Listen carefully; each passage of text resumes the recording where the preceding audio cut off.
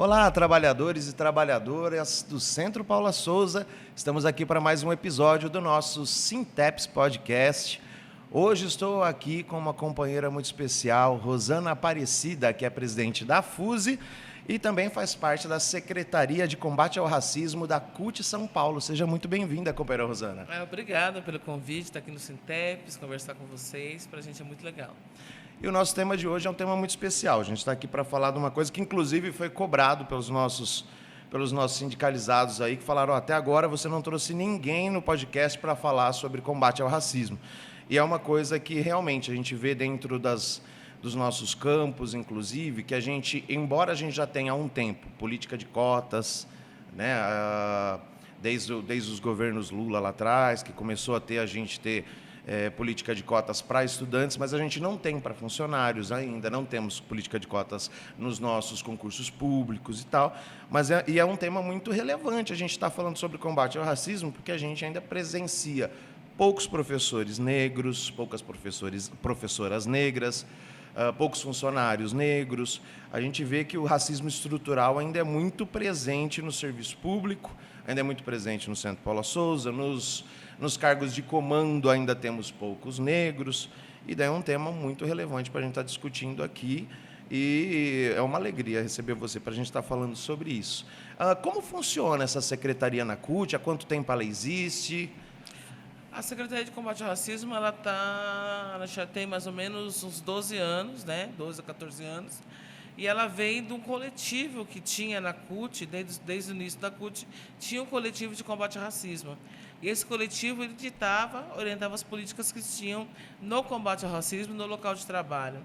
E aí, do longo tempo, o coletivo veio pedindo que tinha que ter uma secretaria específica no combate ao racismo. Nós somos mais de 50% da população e a gente não estava representada em uma secretaria dentro da CUT. E aí veio a criação da secretaria. Aliás, eu comecei aqui de uma forma meio atropelada. Você veio toda cheia de coisas aqui para o nosso... O que você trouxe para a gente aqui? Eu trouxe um livro que foi feito de um seminário que chama Combate ao Racismo no Mercado de Trabalho. Foi feito pelo Rafael Pinto, né? Organizou Felipe Brito e Renato Simões. Então, tem aqui algumas falas de sindicalistas, de historiadores, Ramatiz, que é um grande parceiro nosso, que fala do racismo no local de trabalho e as formas de políticas que a gente pode estar fazendo dentro desse local de trabalho, causas trabalhistas também. É um presente para o sindicato esse? É um presente para o sindicato também. Esse vai para a biblioteca do sindicato e vai ficar à disposição dos nossos trabalhadores aqui também. Também tem uma bolsinha que a gente fez, que é Basta de Racismo no Trabalho da Vida, que é um lema da Secretaria, que o racismo ele perpassa não só no lugar de trabalho, como a da vida da gente, nós negros e negros, a todo momento. Legal. E hoje, como que está esse debate dentro da CUT? Porque eu sei que também a nossa companheira aqui do sindicato, a Margarete, participa, mas ela tem participado mais dos debates na área da questão das mulheres em si, né? Embora a Marga também seja do movimento negro e tal, mas dentro da CUT acho que ela está participando mais da pasta de mulheres. E como que está esse debate hoje dentro da CUT? Como que tem funcionado, por exemplo, você é presidente da FUSE também, como que está funcionando isso dentro do sindicato e dentro da CUT hoje? Como que tem sido, por exemplo, dentro da FUSE tem também uma pasta de negros? Como que está acontecendo? Então, na FUSE a gente tem uma pasta, a gente tem o coletivo, a Secretaria também de Combate ao Racismo, que a gente tem três companheiras que tocam, né? 3 mulheres que são militantes, né? Tanto na área religiosa, como também nas ações do movimento negro, e elas participam de todas as reuniões, traz para nós, a gente faz atividades na FUSE, na questão racial. E na secretaria a gente tem também a questão, a gente faz seminários, né? Do mundo de trabalho, fizemos da 10.679, a gente faz a questão do assédio, então a gente faz vários seminários para a gente também fortalecer os nossos companheiros no local de trabalho. Porque, assim, a secretaria, a gente faz ações, mas a gente também tem que fortalecer esses companheiros para que eles possam fazer essa reivindicação das ações, das cláusulas trabalhistas nas suas bases, né, nos seus sindicatos. Você citou, é uma lei que você citou? É a Lei 10.639, que é a História da África nos currículos escolares. E aí depois ela vem com a 11.000, porque ela integra a questão indígena e também a questão de matriz africana. Então é importante a gente conversar, porque assim, você tem a religiosidade, né? As crianças vão lá com o seu torso, roupa branca na sexta-feira e as crianças não respeitam. Então, precisamos que a escola ensine essa história da África. A matemática veio do negro, que, né, Cleópatra é uma mulher negra, que o Egito pertence à África, que a África não é um país, é um continente. Então, essa história tem que ser contada. Que até hoje as pessoas acham que vão na África, vão descer no aeroporto e vão achar um monte de animais lá, toda aquela, né, a savana lá. Não, ela tem uma história, tem uma cultura e tem um país rico e diverso, né? Na verdade, a civilização nasceu lá. Nasceu lá e as pessoas não É que a gente aprende a história eurocêntrica, né? Como se Isso. tudo viesse da Europa, né? E, na Isso. verdade, a civilização nasceu lá, nasceu né? lá. E a gente... como que a gente pode hoje, eu vejo assim, por exemplo, a gente como Sinteps aqui, né? A gente tem também no nosso sindicato, na nossa direção do sindicato, pessoas negras. Eu citei a Margarete, né? A gente tem, por exemplo, como diretor de base, a gente tem o Salomão aqui também, que participa e tal. A gente tem outros diretores e tal, e outras pessoas, e na própria base, vários trabalhadores também. Como que a gente pode, acho que é um debate legal da gente levantar, levantar políticas afirmativas para os negros dentro do meio sindical, assim. Qual o debate que a CUT traz para a gente levantar essas políticas afirmativas hoje? Eu acho que o Paula Souza, como a FUS, nós somos da educação. Eu acho que tem que fazer seminários com esses companheiros e companheiras, pegar as datas. A gente pega 25 de março, que é Dia Internacional, Dia Nacional do Combate à Discriminação Racial. Chamar para uma conversa, discutir que ações que são essas. O 13 de maio, a gente chama de abolição inacabada. A gente não comemora, a gente faz seminário para dizer que nós fomos 13 de maio, teve o 14 de maio, nós fomos postos na rua. Onde nós fomos? Né? O que nós ficamos fazer? O que foi criado? A questão da educação, nós demoramos quantos anos para ter direito à educação? Então, saber da história, saber como é que nós viemos para cá e que políticas públicas a gente tem para isso. Eu acho que as pessoas precisam entender que tem lei que combate o racismo, tem lei que a pessoa que é ofendida, ela pode chamar a polícia e a pessoa pode ser presa. Então, os direitos nossos de negros e negras têm que ser ditos e falados. E eu acho que o papel do sindicato é esse, fazer essa informação, né? Que a gente, quando você não tem mais concurso público, você também tem os contratados, e esses contratados não são negros. Então, você tem também essa perda de emprego na questão dos contratos, quando o Estado não faz mais concurso, né? Porque também, assim, a gente fala que você citou aí, né? Historicamente, a gente fazendo um resgate histórico, quando houve o fim da escravização, né? Houve o fim da escravização, mas não houve nenhuma inserção dos negros na sociedade. Isso. Né? Não houve nenhuma preocupação com isso. E até hoje não houve nenhuma política de inserção dos negros, até começar a política de cotas, não tinha tido absolutamente nada. Né? E a política de cotas começou nas universidades, depois algumas poucas empresas têm alguma política de cotas, mas é muito pouco. No serviço público, pouquíssimos ramos têm também, né? Mas aqui no estado de São Paulo, acho que nada. Você que está na CUT nessa área, alguma coisa tem de serviço público, alguma política de cotas hoje? Não tem. O que a gente consegue fazer hoje, que a gente tem, é que os concursos públicos tenham a questão da inscrição de cotas, né? Isso aí você tem, a grande maioria dos concursos públicos tem. Então, a pessoa negra vai lá, coloca que ela é negra, e aí nesse número de vagas é selecionada uma quantidade de vagas para a população negra. Então, a gente ainda tem, mas tem que brigar muito para se manter. Depois desse desgoverno que a gente teve, né, nós conseguimos conquistar muitas coisas com o governo Lula. Né? Foi a primeira Secretaria de Combate ao Racismo, né? Aí a gente teve a questão de cotas, e aí depois veio esse desgoverno que você conseguiu perder essas ações que a gente tinha. E a gente está retomando agora. Muita gente não sabe que a gente tem o Ministério da Promoção da Igualdade Racial. Né? Então, que lá discute políticas, ações, saúde, tem Conselho de Saúde, tem Conselho do Trabalhador. Então, a gente continua, né, nesse governo que a gente retoma, no governo Lula, voltando às políticas que a gente tinha lá atrás, para voltar a retomar isso. Né? E a gente, inclusive dos jovens, né? Eles perderam quando tinham bolsas, foi cortada a alimentação deles na universidade, passe. Como um jovem negro, periférico, vai se manter numa universidade sem ter condições? Então, precisa dar as condições também para que se mantenham na universidade. E essa questão da política de cotas, é um debate que muitas vezes é difícil a gente fazer, né? Porque a sociedade, no geral, não entende as cotas, né? É muito difícil a gente fazer esse debate. Sim. E é um debate que é necessário a gente fazer e convencer a sociedade de que as cotas é uma reparação histórica. Isso. Né? É o que não foi feito lá atrás, mas agora. né? Desde o fim do período de um período muito triste da nossa história, né? Que foi o período da escravização, e que depois não houve nenhuma reparação e que precisa ser feito. E precisa, porque quando tem um vídeo que estava rodando até na internet, o que é? Você coloca pessoas brancas e pessoas negras e vão falando dos privilégios. E esse vídeo, a pessoa negra não avança, ela fica parada. Quem chega primeiro é uma pessoa branca.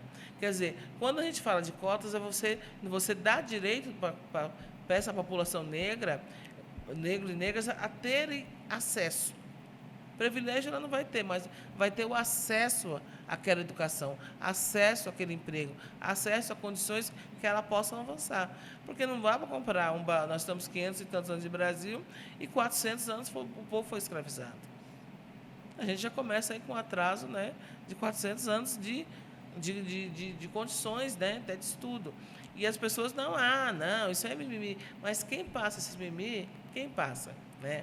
Hoje, uma mãe negra tem que falar para o seu filho, sai com o documento, se a polícia abordar, você não responde. Porque é próprio de achar que o negro que rouba. Mas você vê que não é isso, né? Então, a gente ainda vive um sistema escravocrata no Brasil, né? É porque cota não é privilégio, né? Não é direito. Na verdade, cota é você colocar o negro em pé de igualdade, de acesso, de direitos com o branco, né? E é difícil você fazer esse debate. Que nem você falou da abordagem policial. Desde a abordagem policial, que já é muito diferente entre o negro e o branco, né? Eu falo porque, tipo, é uma bobagem, mas, por exemplo, eu sou um cara que tem sou funcionário da parte administrativa do Centro Paula Souza, então eu ganho muito pouco. Eu tenho um carro velho que nem está com o documento em dia. E raramente a polícia me para. Né? Às vezes até falo que nem eu tenho bastante amigo negro que anda comigo no carro direto. Sempre brinco com o Gustavo, principalmente com um amigo meu de infância, está sempre comigo. Eu falei, Gu, hoje você está comigo no carro, tá mais fácil da polícia me parar. É verdade. E o duro que eu falo, a gente brinca, ele brinca comigo, ele fala, hoje o negão tá no carro, hoje a polícia te para, hein? E é uma brincadeira, mas é triste isso, não é engraçado. Não, é triste. Né? Não é? Não é. Meu sobrinho faz Senac, e aí tem um japonês que estava lá, né, fumando lá um negocinho dele. Aí o Carlos Eduardo, ele ficou assustado. Nossa, você não tem medo da polícia? Ele falou, não, eu não tenho medo da polícia, porque ela vai parar você, que é negro, e eu não. O menino tem 14 anos, tem 16 anos. Ele já sabe do privilégio dele. Já sabe. Porque já aprende, já está imposto na sociedade. Então, assim, esse é o racismo, gente. É o racismo estrutural. Está aí. Aquilo é meu espaço, eu vou poder fazer. Você não. Eu falo, eu moro na Quebrada. Eu moro num bairro um bairro bem de periferia, lá em Jaú e tal. Jaú não tem comunidade, assim, não tem favela, né? Mas tem bairro de periferia, bairro bem afastado e tal. E eu moro num bairro desses. E, tipo, no meu bairro mesmo, assim, quando tem uma abordagem policial, você olha, a maior parte que a polícia aborda sempre é o negro, né? Sempre tem isso, né?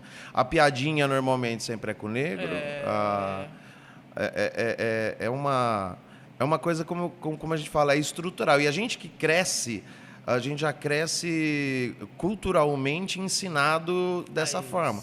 Da gente vive numa desconstrução da forma que a gente foi ensinado. Isso. Que é a mesma coisa que às vezes eu tenho essa conversa com amigas que às vezes me corrigem quando eu tenho uma postura machista, porque eu falo assim, homem que fala, eu não sou machista. Olha, desculpa, por mais que a gente se esforce, né, a gente se esforça para não ser, assim como eu me esforço para não ser racista.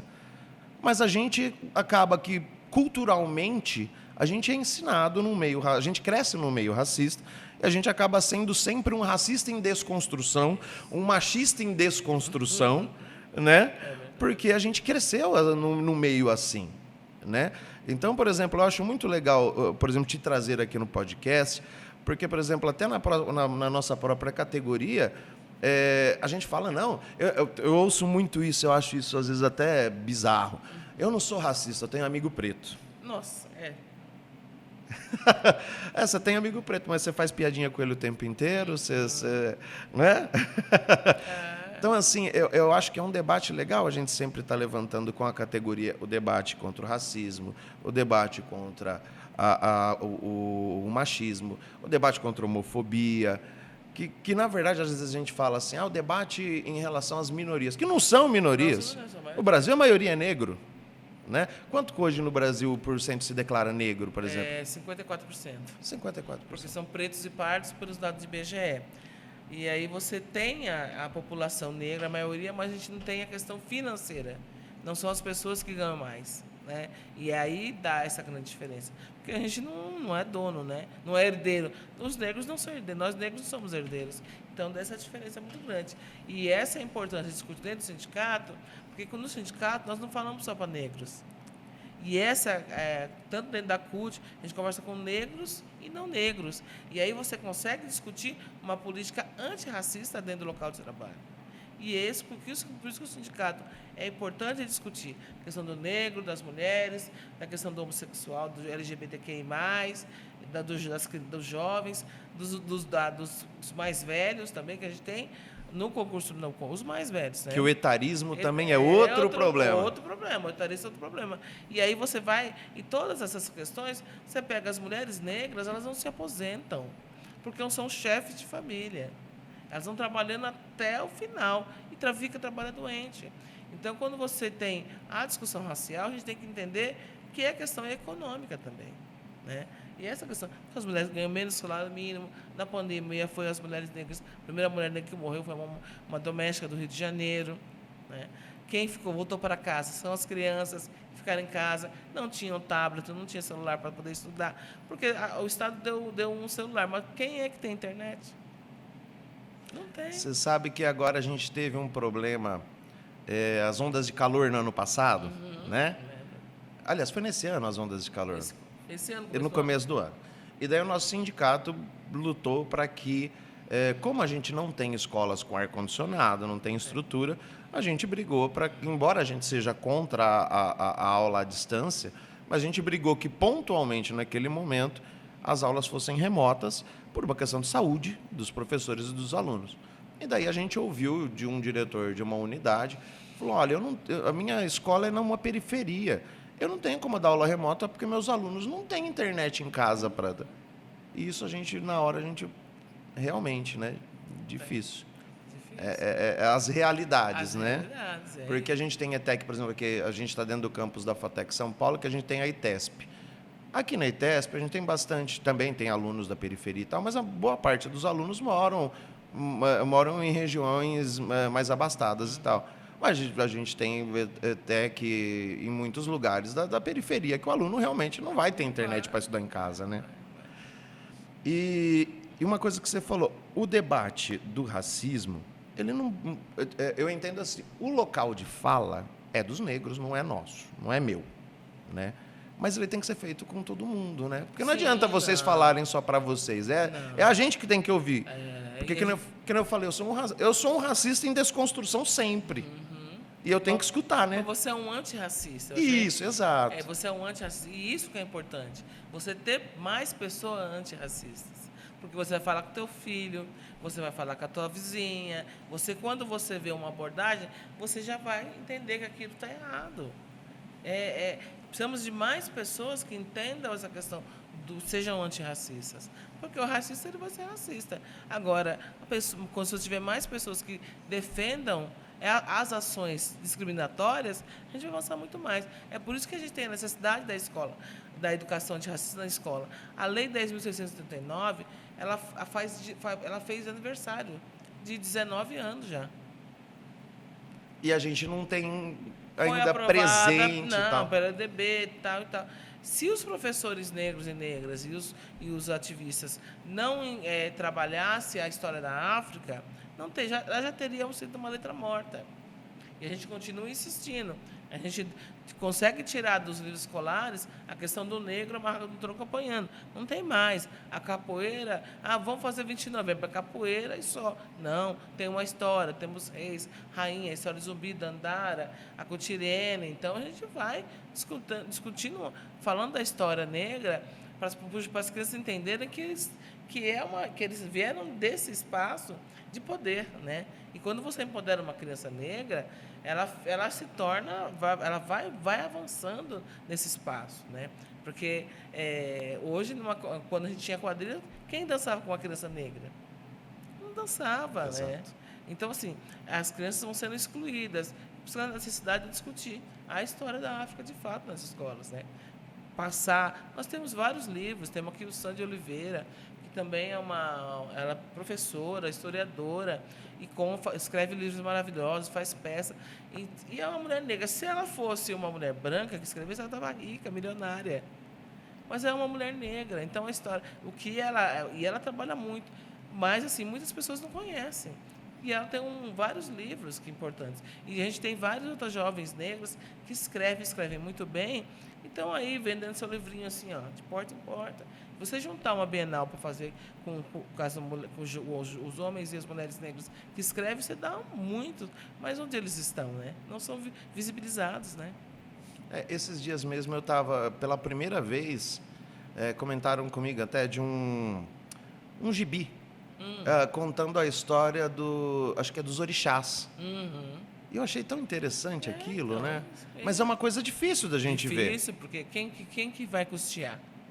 Exato. Quem vai custear? A gente tinha, quando até o Maurício Pestana estava no governo do Haddad, ele fez muito material gráfico na questão racial. Mas aí, né, a gente perdeu e não tem mais, né? Não é feito mais. E não é interessante, né? Se a gente tem um governo aí posto que quer discutir questão de gênero e não podia nem pôr gênero alimentício na questão nas grades da escola, como é que pode, né? É isso. Então a gente tem que, eu acho que avançar. É esse trabalho que a gente faz. Eu acho que é importante a gente faz no sindicato. O Sindicato dos Químicos que fez um seminário. A gente está construindo a Marcha de Mulheres Negras, que depois de 10 anos a gente vai de novo marchar em Brasília, dia 25 de novembro. Estamos aí juntando as mulheres, conversando com as mulheres que possam participar da marcha. E essa construção de avançar. Nós tivemos agora, esse fim de semana que passou, a Conferência da Promoção da Igualdade Racial, com 2 mil pessoas do Brasil inteiro, discutindo as políticas, fazendo as reflexões. Então, assim, o movimento negro se movimenta de fato, né? Só que nós não vamos estar nas TVs. A gente, um ou outro, porque assim, você tem, e assim, repórter negro você tem, por que tem? Porque essas pessoas consomem. Ele entende quando um negro vê o outro na televisão, ele vai assistir aquele programa. Não é pura bondade, mas é necessário. A gente tem que aproveitar esses momentos, né? Se o capital nos quer lá, vamos estar lá. Mas assim, a gente tem que avançar ainda muito mais, né? Então, você tem vários negros repórter, mas assim, os programas de televisão também tem mais negros, porque a gente vende. É isso. É porque a TV entendeu que se tem 54% de negros no Brasil, se eu pôr negro lá, vai ter mais gente assistindo, eu vendo mais comercial, eu vendo mais tudo, né? É isso. Mas não por uma questão de vamos valorizar o povo negro, não, né? Vai até ali. É o povo negro que valoriza o meu canal de TV. Isso mesmo, é bem isso mesmo. Mas e esse debate, que nem eu usei o termo aqui, sou racista em desconstrução, mas eu gostei mais do termo sou antirracista que você falou. Antirracista. Mas eu acho assim, eu usei isso porque assim, a questão do racismo estrutural cria toda uma sociedade racista, que mesmo que não queira ser, acaba sendo. Né? Que eu falo assim, tem aquelas pessoas que, infelizmente, são uma porcentagem grande da sociedade ainda, que são racistas maldosamente mesmo, né? Que enxergam o negro como inferior, que não sei o quê, que tem uma visão do tempo da escravização ainda. Com certeza. Tem, a gente sabe que tem. E tem muita gente que não tem uma visão maldosa, mas cresceu culturalmente dentro desse contexto, né? E acaba tendo que se desconstruir essa cultura. E daí o debate, por exemplo, da pasta da secretaria que você faz parte, na CUT, se faz extremamente necessário, que nem, por exemplo, você está dentro do meio sindical, mas se faz necessário em todo lugar, né? Porque hoje a gente vem A gente vinha numa toada muito boa de debates da desconstrução dessa cultura racista. Daí a gente brotou um avanço fascista no Brasil terrível e que fez a gente, infelizmente, dar passos largos para trás no debate, né? Não no movimento, o movimento continua existindo, mas o debate deu passos para trás, infelizmente, no Brasil, né? Sim. Que a gente teve um avanço fascista terrível no Brasil, né? Um avanço de gente, de repente, achando bonito falar, bonito ser racista, bonito ser homofóbico, bonito ser machista. Vivemos num tempo muito triste no Brasil, né? Nesse sentido. Nossa, foi muito assim. Você olhava assim, as pessoas já, né? E aí o racismo tudo virou mimimi. Quer dizer, a culpa, ofender, xingar, bater, era normal, né? Como é que pode isso? As pessoas saíram assim de um empoderamento do contrário, né? Tirar os direitos do outro de uma forma absurda, né? E é isso que Esse povo saiu do esgoto, a palavra é essa? Esgoto mesmo. Porque essas ideias só podem ter saído do esgoto, né? Saíram com ideias do esgoto e achando bonito. É muito triste para a história nossa, né? Mas, de qualquer forma, eu acho que o momento também, até ontem nos atos que teve, né? Hoje, a gente está gravando isso hoje numa segunda, depois de um domingo bonito que o Brasil viveu. Ontem eu vi o Wagner Moura discursando e estava todo mundo discursando aí contra essa PEC da blindagem, contra a PEC da anistia, e o Wagner Moura falou: hoje eu não vim para falar mal de nada, eu vim para falar bem do momento de maturidade da democracia que o Brasil está vivendo por conta das condenações que saíram contra as pessoas que atentaram contra a democracia. E acho que dá para ter um pouquinho de esperança que vamos começar a ter avanços, porque é questão de democracia no fim de tudo, né? A democracia tem a ver com o fim do racismo, tem a ver com o fim da homofobia, tem a ver com o fim... Então, dá um pouquinho de esperança também esse momento, né? Dá muita esperança. Eu acho que quando a população ela vai para a rua e unida contra esses desmandos, a gente tem que ter esperança. Porque vai mudar, nós vamos mudar. Porque a gente não está falando para nós mesmos. Não é o ato nosso aqui de sindicalista, não, é um ato da população como um todo. É uma junção de força contra o que está acontecendo. Isso vai mudar. E é referência também para os mais novos, ver que, assim, a minha sobrinha, ela fala assim, meu amigo foi de camiseta, mas jogou uma camiseta neutra. Mas foi. Quer dizer, ele não quer dizer que é de partido nenhum, mas foi. Então, está mexendo até com os jovens. Eu não quero ser de A ou B, mas eu vou porque eu sou contra isso. Isso é uma mudança muito importante.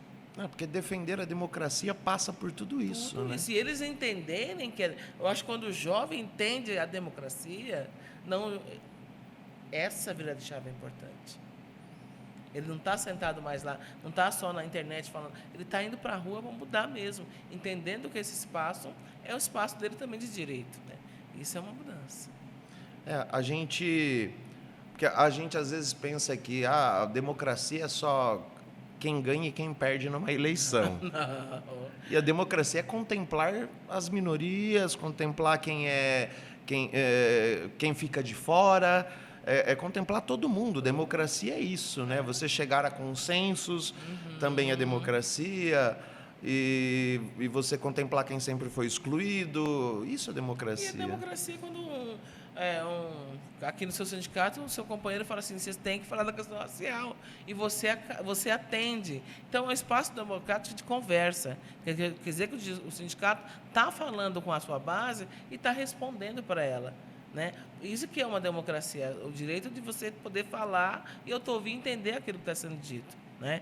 Porque a gente fala do Paula Souza, mas assim, tem que ter cota para diretores negros, porque é uma escolha deles. Nós temos que ter diretores negros, nós temos que ter mais funcionários negros e negras, e mais alunos que possam ter acesso a essa universidade, a esse espaço de estudo, que muitas vezes eles não têm. E são os negros e negras que não chegam. Então, esse espaço que a gente tem que ter, um espaço que tem que ser democrático de direito da população. Ainda mais que a gente sempre defende aqui a questão, que é uma defesa de todos os sindicatos, né? A gente tem, que é parceiro nosso, a FUSE, a FAPESP, todos os que compõem a FET, que é a nossa federação e tal, que a gente sempre fala, defendemos uma educação pública gratuita e de qualidade, né? E, por exemplo, a gente aqui do Centro Paula Souza hoje, daí a gente tem a ITEC, que é a maioria das nossas unidades de ensino, né, que faz ali o ensino médio e o ensino técnico, e temos as FATECs. FATEC, como faculdade, a gente é quem mais atende a população mais pobre do estado de São Paulo entre as faculdades públicas. É verdade. Né? Porque, normalmente, você vai na USP, Unesp, Unicamp, ali está muito presente o filho do rico. Sim. Né? E nas nossas FATECs é onde vem mais o aluno que veio da escola pública, é onde veio o aluno da periferia. E a gente, por exemplo, você citou ali, como que o aluno negro permanece muitas vezes sem ter acesso a transporte, sem ter acesso a alimentação e tal. E a gente é a única das faculdades públicas que não tem um bandejão. A gente é a única que não tem uma política de permanência estudantil. E a gente é a que mais atende o aluno pobre. Tá vendo? E já para ele não ficar, né? E a gente, por conta de não ter nenhuma política de permanência estudantil, a gente é a que tem a maior evasão. Nosso aluno é o que menos permanece nos cursos. E isso também acaba sendo o que mais afeta a comunidade negra também, Sim. né? E até porque, assim, o aluno ele vem de uma escola pública onde a gente tem um ensino que está defasado, né? E aí, quando ele vai para a FATEC, lá o ensino já é puxado, já está. O aluno ele tem que ter uma preparação para poder acompanhar aquele ensino. E aí que ele não tem. Porque, assim, se você tem um ensino público que não está emparelhado, né? E o aluno não vai acompanhar. E o professor também que está lá não quer saber de conversar com aquele aluno. Ele vai ficando de canto, ele vai sair. Parece que é de propósito mesmo para que ele tenha essa evasão. Então, a gente tem que mudar essa política educacional. Eu tenho uma amiga, uma sobrinha, filha minha, uma priminha que está lá na USP. Ela fala, nossa, às vezes eu tenho vontade de chorar. Ela é negra, nós somos poucos lá e é difícil, né? Aí eu falei, é muito difícil. Eu falei, é isso, né? A gente consegue a questão das cotas, mas a permanência é a que é. Vocês podem vir, então se virem, né? A gente tem essa dificuldade de ter políticas de permanência para o aluno mais pobre, de ter essa questão de segurar. Parece que o sistema é feito para que o aluno pobre não tenha acesso, não consiga se formar, não consiga terminar, né, a sua formação, para ter acesso a empregos melhores, para ter acesso a uma qualidade de vida melhor, né? Rosana, um prazer te receber aqui com a gente. Inclusive, já queria te deixar um convite aqui no ar para você vir fazer para a gente um seminário para os nossos diretores de base. O nosso conselho diretor ele é transmitido ao vivo também para os diretores de base espalhados pelo Estado. A gente sempre costuma fazer algum curso de formação na meia hora inicial do nosso conselho. Eu queria te deixar um convite para fazer um seminário de meia hora para o nosso conselho aqui sobre combate ao racismo. Venho sim, muito obrigado pelo convite, venho, porque eu acho que é importante. Quando a gente mais falar para a nossa base, para os nossos diretores, a gente amplia essa força antirracista que nós precisamos. Que é uma força nossa que é ancestral e ela é muito presente para a gente mudar esse racismo. Muito obrigado pelo convite, muito obrigado pelos presentes. O livro vai para a nossa biblioteca aqui do sindicato. Muito, muito obrigado pela presença, obrigado mesmo. Obrigada a você. E você aí, muito obrigado por ter acompanhado mais esse nosso episódio do Sintep Podcast. A gente se vê por aí. Obrigado.